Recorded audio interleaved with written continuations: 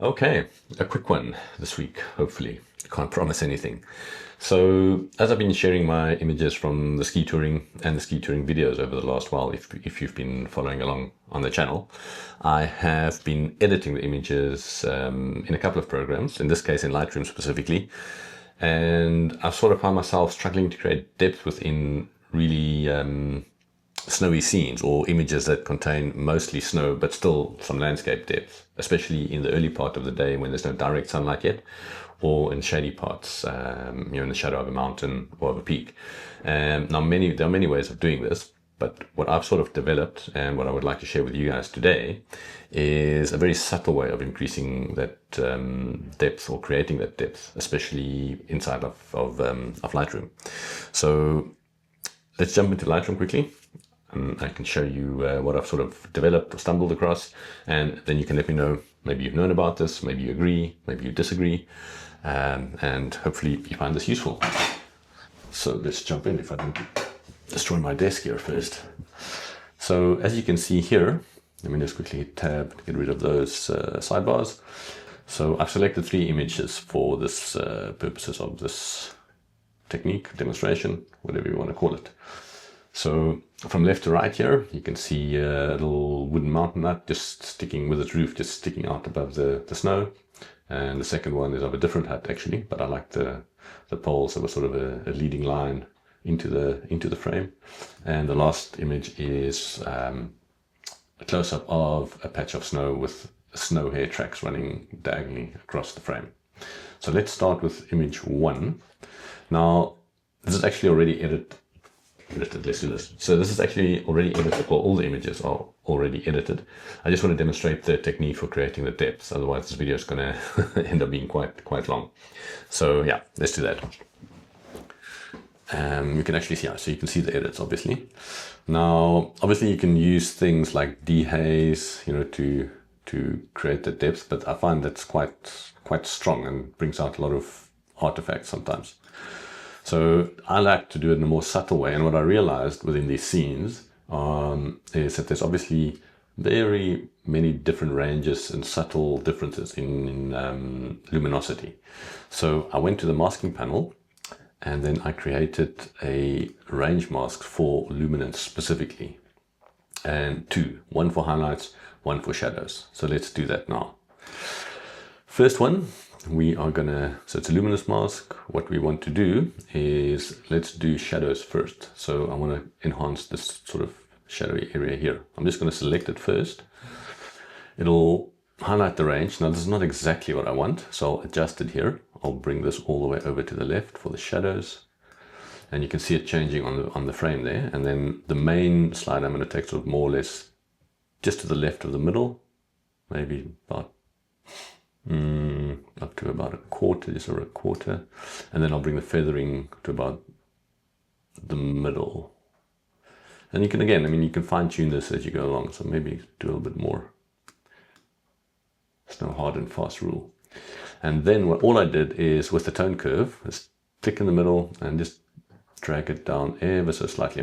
I'm speaking word fast.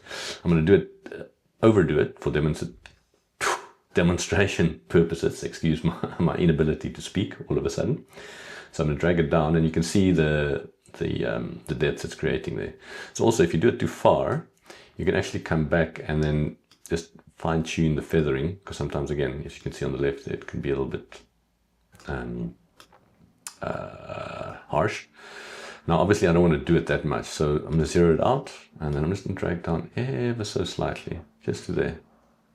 And you can also go a bit more to the shadow area there. And then if we have a look at the mask itself, so you can see over there, and if we have a look at the before, after. Keep an eye around the roof here specifically. Before, after. And already you can actually see that roof pop out of the background, whereas before it almost disappeared. And now we're going to add another mask, luminance range, and it's going to be for the highlights. So I'm just going to click on the roof here, and now I'm just going to drag that out ever so slightly. It's maybe a bit too much, refine that a little bit. And again, same Same step, just in opposite direction. Tone curve, a little bit towards the highlights, and then drag that up just a tad. And also if we have a look on our highlight and shadow warnings, nothing's out of range. And if we have a look at the before, after of the highlights, before, after, and let's have a look at the complete before, after. Before, that almost disappears. You can just see the wood. You don't even see the roof now. And then after, now it's nicely delineated, and a much more subtle way of creating depth within the image. Yeah, so I think that is pretty much the technique. So let's do it on the other two images and see how that goes. So I'm going to head into this one, hit D on the keyboard. Now again, this is before, after, but again, it's been mostly edited. So for me here, you have these snow packed around the little fence posts. You can see the shadow area there, but again, I think we can enhance that depth in a subtle way using this technique. So I'm going to hit the range, luminance range, head over into a shadow area like so, and it's almost where I want it. I'm just going to drag it out ever so slightly and then feather it a tad more to soften that transition to about there. Okay, and then tone curve, a little bit more towards the shadow area, and drag that down, literally just a tad. And if we have a look at the before, after, very subtle change, but overall a very marked effect in terms of depth within the image and not overdone.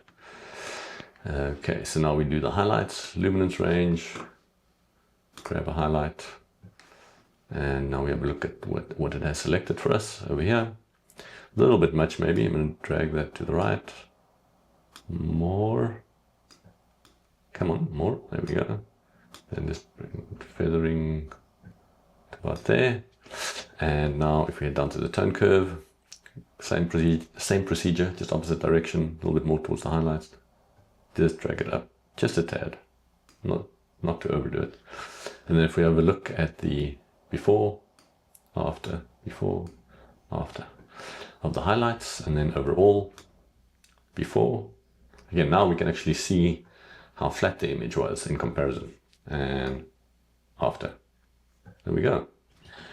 Very, very cool in my opinion. Close that down, and we will head on to the last image. So here, specifically, we have those, what do you call them? Like moguls, like little flowy, wavy snow. And I think there's a lot of depth we can bring out there. So let's do that. You guys know the story by now. So we grab range, luminance range, shadows, and feathering we can increase. Increase the range slightly, maybe to about there. Just hit home quickly to see. Maybe a little bit more.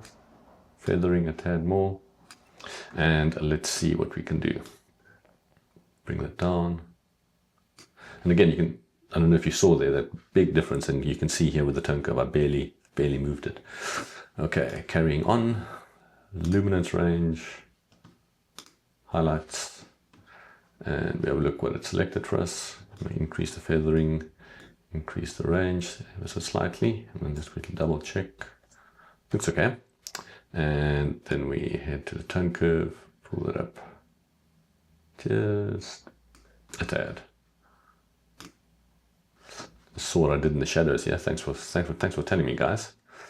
Bring that a bit more towards the shadows. Same, not just like that. So shadows, there we go, and highlights. And then we have a look at the overall. So there's the image before. Now this is always for me like quite like wow, like it looked like it had a bit of depth, but then after the shadow and highlight luminance range adjustments, which is actually more like targeted dodging and burning, that's a lot quicker, it looks like this. Wow, what a difference. Close that out, and yeah, I think that is that. So if we run through them again quickly, and let's have a look quickly. So let's just bring that out. So this was original. So again, have a look on the roof area here. And this was after. Amazing. And this was this image. Again, here. There we go. And this was before and after. Gives me a little giggle every time I see it. Okay, and this one was before. Oh, there we go. Before and after. Awesome stuff. Well, I hope you guys found that useful. Do let me know what you think. And I will see you in the next one.